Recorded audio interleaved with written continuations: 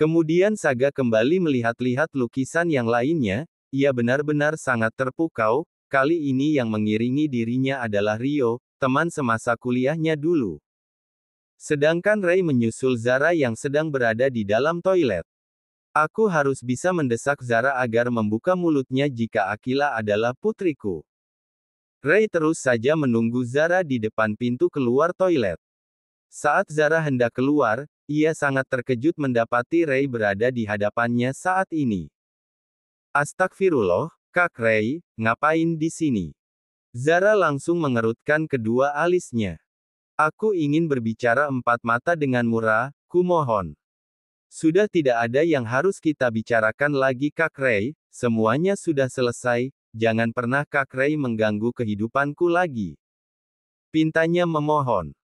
Tidak Ra, sebelum kau menceritakan semuanya padaku, maka aku akan terus mengganggu hidupmu, bahkan aku bisa nekat melakukan hal yang bisa membuat suamimu marah. Ancamnya terpaksa. Mendengar hal itu, Zara sampai menghela nafasnya. Jadi Kak Rei berniat ingin mengancam aku hah? Ya, aku akan melakukan cara apapun demi rahasia yang telah kau sembunyikan dariku. Jawabnya. Zara pun semakin naik pitam dibuatnya.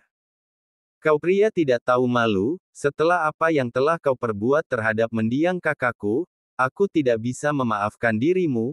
Beruntungnya Kak Nabila tidak jadi memilihmu, rupanya kau pria yang sangat menyebalkan dan juga egois. Cetusnya dengan beraninya memelototi Rei. Namun Rei tidak terima begitu saja, dengan nekatnya ia malah mencengkram dengan kuat salah satu pergelangan tangan Zara. Lepas Kak, kau jangan memperkeruh keadaan.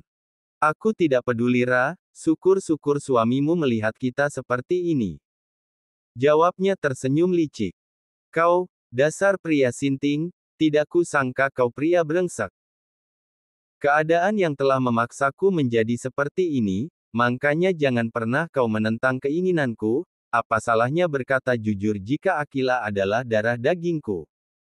Siapa bilang Aquila adalah darah dagingmu? Dia adalah anakku, anak yang telah aku lahirkan. Jadi jangan pernah kau mengusiknya, faham kamu? Bentaknya dan memberikan peringatan. Aku tidak percaya dengan semua perkataanmu Zara, naluriku mengatakan jika Aquila adalah putriku, apalagi Aquila memiliki bakat yang sama sepertiku.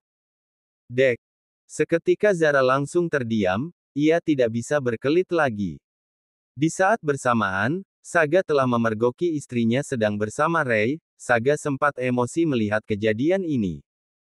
Sambil tangan dikepal, akhirnya ia berhasil memukul wajah Rei. Baf! Berani sekali kau menyentuh istriku. Ucapnya dengan sorot matanya yang nyalang. Aku bisa jelaskan semuanya Tuan Saga. Ini tidak seperti yang Anda pikirkan. Aku tidak peduli, oh, apakah mungkin kau pernah memiliki hubungan spesial dengan istriku ini hah? Iya kan Zara? Sedari awal saat pertama kali aku melihatmu, cara kau menatap istriku sangatlah berbeda, kalian sudah seperti saling mengenal satu sama lain, iya kan? Ayo jawab Zara, kau juga jawab Rei. Pintanya sambil membentak. Zara sangat ketakutan saat suaminya menuduhnya seperti itu. Tidak seperti itu Mas Saga, kau jangan berpikiran yang tidak-tidak tentangku, kau percaya padaku kan? Entahlah Zara, setelah aku melihat kejadian ini, aku malah meragukanmu, kau tidak jujur padaku. Kali ini Saga benar-benar telah kecewa atas sikap diamnya Zara selama ini. Lalu keduanya memutuskan untuk segera kembali ke Hotel Rafflesia, mengingat keduanya sudah berjanji sore ini untuk mengajak Maura dan Aquila jalan-jalan. Selama dalam perjalanan, Saga hanya diam membisu, pandangannya hanya fokus ke depan karena posisinya sedang mengemudi. Sedangkan Zara, ia pun ikut diam dan tidak berani berkata apapun karena posisinya yang telah salah. Setibanya di hotel, Saga lebih memilih untuk jalan terlebih dahulu, kali ini ia benar-benar marah terhadap Zara. Ternyata marahmu sedingin ini Mas. Tidak kusangka kau mendiamkan aku dengan cara seperti ini. Batinnya merasa tidak rela akan sikap Saga padanya. Setelah melaksanakan sholat asyar, barulah mereka pergi ke tempat yang sudah Saga persiapkan, meskipun suasana hatinya saat ini sedang tidak baik-baik saja.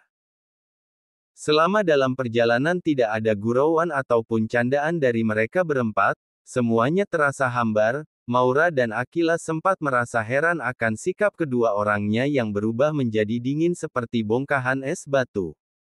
Lah, kenapa Papa dan juga Bunda saling diam ya sedari tadi? Apa mereka sedang ada masalah? Bisiknya ke telinga Akila. Entahlah Maura, aku tidak tahu apa yang terjadi dengan kedua orang tua kita. Balasnya berbicara pelan. Sekitar hampir 1 jam, kini mereka tiba di desa Batu Dawa, di mana di tempat ini terdapat 2 rumah pohon besar yang didirikan di lahan seluas 6.000 meter persegi. Tidak hanya itu saja, di sekitar desa Batu Dawa ini terdapat pantai Tulamben yang menawarkan panorama pantai dengan air laut berwarna biru sebening kristal. Mengingat hari sudah sore, maka mereka mengurungkan untuk bermain pasir di pantai. Dan saat ini mereka sedang menikmati susana di atas rumah pohon, di mana pemandangan Gunung Agung terlihat sangat jelas dan menyejukkan mata. Maura dan Akila merasa senang berada di tempat ini, kemudian mereka mulai menyiapkan alat untuk menggambar dan dengan susana yang cukup hening, mereka berdua bisa menggambar objek yang menurutnya sangat menawan, ditambah pemandangan sunset yang sangat cantik membuat pemandangan sekitar menjadi lebih sempurna. Wah, indahnya tempat ini, rasanya sudah seperti di surga.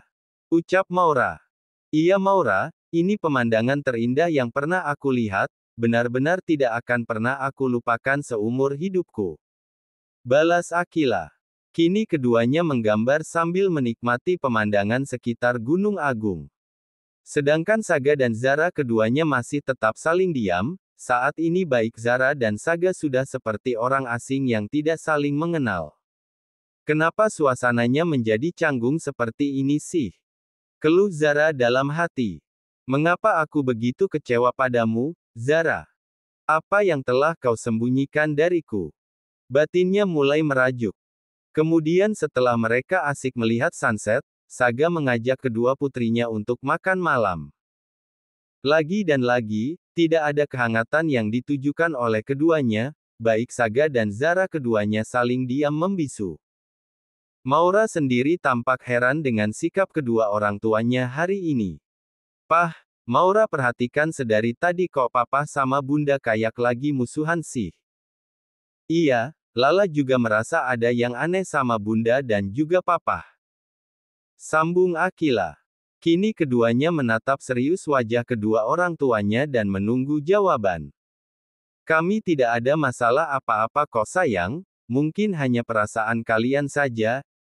Setelah makan malam, kita segera pulang ke hotel ya, Bunda sangat lelah sekali dan ingin istirahat.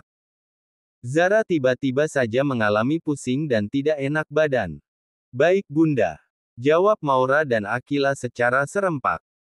Setelah acara makan malam selesai di desa Batu Dawa, akhirnya mereka bergegas pulang ke hotel dengan suasana hati yang sama, dingin serasa menusuk ke dalam hati.